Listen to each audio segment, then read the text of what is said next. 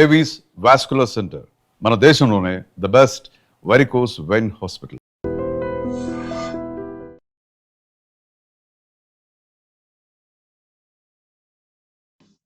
Welcome to iMedia. So BP, many people are suffering from this problem. High BP can be a problem even at a young age. Let's find out why this problem occurs so much, and if you have to use tablets for BP, you have to use it for the rest of your life. Today, we are with you, renowned general physician Dr. Prasanth Reddy from Renova Hospital's Banjara Hills. Hello, doctor. High BP is a general problem. Once upon a time, we used to see it in our 40s and 50s. Now it is not like that. We are seeing it from 20 years of age. What is the real reason for high BP? There are 2 or 3 reasons for high BP to become general. Mainly, so generally, we say primary and secondary causes. So in general, essential causes, primary causes are those that we can modify, like our obesity, let it be our lifestyles, let it be high sugars, let it be modifiable risk factors. Okay. So if we modify these risk factors, then we can reduce BP. Some are called non-modifiable risk factors. In that, let it be our genes, genetic, let it be kidney disease or any other kind of organ problems in our body, then we take it as non-modifiable risk factors. If we get BP because of that, can we not control it? Now, if we make modifiable risk factors in our daily life, like eating the right food, eating less sugar, eating on time, then generally, we have a chance to control our BP at any age.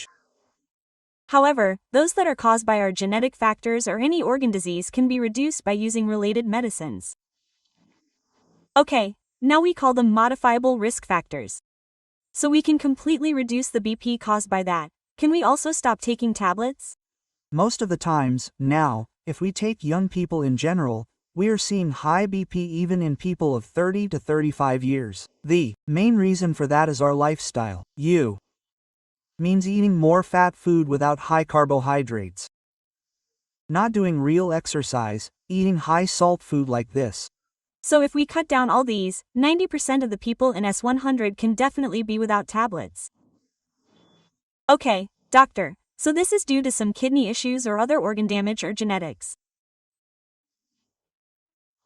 So they have changed their lifestyle. So is the BP under control, or is there a chance to reduce it completely? Yes. Similarly, in 50% of the people, if we detect the disease early, if we make lifestyle modifications, we can definitely try without tablets at a young age. Okay. If not, they should be followed up frequently. So then, even if we feel that the BP has increased even a little, we can start them on medicine. Okay, doctor, what is the actual BP level? What is considered high BP and what is normal? Generally, we take BP according to the guidelines of the American Heart Association. So, whenever it is 120/80ths, we all look at the BP and say the value. The upper one is called systolic and the lower one is called diastolic. So if it goes above 120/80ths, it means that the patient is starting to have symptoms of BP. So if it goes above 140/80ths, we will consider it as compulsory BP.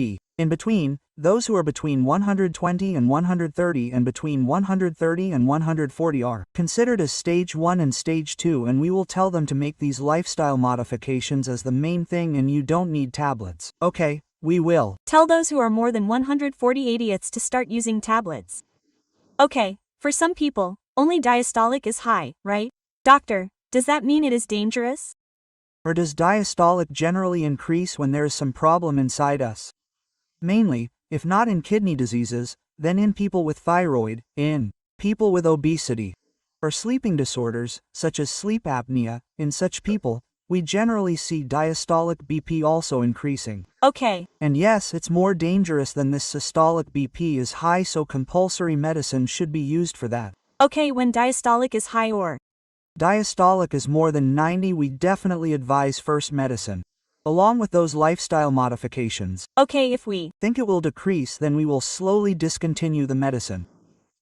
Okay, doctor sir, this BP is actually 140/80ths, so such people eat too much salt or eat too much of some types of food, their BP fluctuates and becomes high. So what do they say? Yes, mainly salt, and salt intake should be low at all times. Now some people eat more salt than they should. So first that should be cut down. Along with that, high cholesterol foods should be cut down at all times. When cholesterol is high, our blood pressure goes at a low speed, so the pressure keeps increasing. So if we avoid foods with high cholesterol or foods with high salt, we can definitely see a difference of 1 to 5 to 10 in BP. The doctor has definitely prescribed tablets. So at what time should we take it? Every day at the same time? If the time changes, will there be any problem? So what happens if we forget whether we have taken the tablet or not and take another tablet? Generally, our body has a life. Just like life is like a clock, our body also has a clock. According to that clock, our hormones are released and work. So that is why we generally advise either mornings or evenings, so either mornings before 9 o'clock or evenings before 10 o'clock. If we take it according to time, then our body has a circadian rhythm, and the body adjusts to it and the tablet works properly. Not taking the tablet properly means that some people take it for one day and then take it again. So that is more dangerous than not taking the tablet. Okay. So what happens is that the body gets confused about whether it should work or not in the tablets. Effectiveness decreases. Okay, if you stop taking it for 1 day or 2 and then start it again later. That is, if you do it frequently. If you do it frequently, then everyone forgets that once in a while, that's okay, but taking it daily without forgetting the maximum times is a better option. When a doctor gets fever, they normally take such things in the pill, so they use over-the-counter medicine at home without going to the doctor. So can people with high BP take such pills? In that case, can they take BP tablets or? So in general, we will see 2 types of BP. Now, when fever comes, some people's BP may increase and some people's BP may decrease. So if there is a lot of infection, then the BP will decrease significantly. So we call it a shock situation. So that's why whenever you get a high-grade fever, even if you take it at home, go and see the doctor. If the BP is checked together, if it is low, then the doctor can decide whether to stop the tablet or reduce the dose depending on the patient's condition. Yes, many doctors make this mistake. Yes, because of it, problems keep coming. Yes, when there is any issue, they start new tablets. When it comes to BP tablets, monitor them at home, morning and evening BP levels. So after monitoring those BP levels, the doctor will tell you what kind of tablet to prescribe next. Should you prescribe less or more? So if something fluctuates for a couple of days and is high for 2 or 3 days and then it is normal or low, then how is it to prescribe tablets? How is it to prescribe them? Generally, when BP comes for the first time, it is mostly for those of young age. Let's take less than 50. What do we tell those of young age? That there is a high chance that we can reduce our BP by changing our lifestyle and doing this. And every time we go to the doctor, the reading may be higher. We call it white coat hypertension, which means that the BP keeps increasing after seeing the doctor. So what do we tell such people? You should check the readings for 3 to 5 days, 2 times a day. So if you have 3 consecutive readings, then we will definitely start the tablet. Okay, so instead of 3 times, it came once and the other 2 times it came less, then we will advise lifestyle modifications first. Yes, doctor, many BP machines have come. So if you check them, the correct value comes out, but normally when you go to the doctor, there will be a different BP machine, is it correct? What do you call it? See, the machines we see in electronic machines have mercury. In the machines we see, it is much more accurate. In electronic machines there is a difference of up to 5 millimeters. But the main thing is the position of the machine, the time of the machine. So at any time, the BP machine should be close to the level of our heart. Okay. So if someone is sitting and checking their BP, then they should put the BP machine on a table and make sure that it is at the level of our heart when we lie down.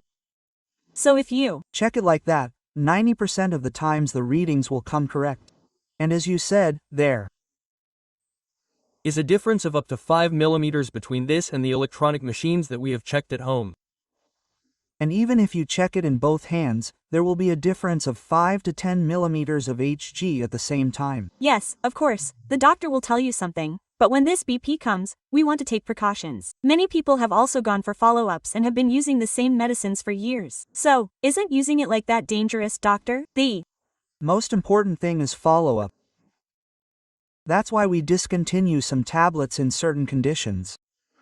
Suppose we start tablets for a 50-year-old person, but by the time he reaches 60 years of age, he may have some other complication, such as kidney problems due to age, diabetes, or heart issues. In that case, we will consider the condition and decide whether to continue or discontinue the tablet.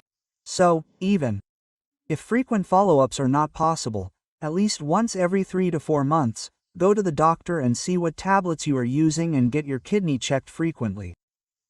If you have high BP, your kidneys will also fail. Doctor. in general, whatever BP you have, whether it is diabetes, if the levels are high in your body, your kidneys, heart, and eyes, they are damaging them. So, these are long-term effects on your body. If you have high BP at an early age, then there is a high chance of long-term complications. Okay. But if we get checked frequently and use tablets properly, most of the times, no one gets kidney diseases. When we take BP patients, doctors ask if you have any blurred vision. Why is that? The doctor basically says that it is hypertensive retinopathy, which means that the eyes are getting damaged due to high BP. That retina is getting damaged. And so for that, we tell anyone who is newly diagnosed with BP, those who are diagnosed with high BP, to go and get their eyes checked first. Because we don't know how long they have had high BP, we don't know how much damage has been done. So get it checked once and then we go ahead. If the doctor says anything, we want to take precautions. We want to go for follow-up. Doctor, it is not a small matter. If it is not controlled, the organs will be damaged, so we want to take precautions. Very good information. Thank you. Thank you.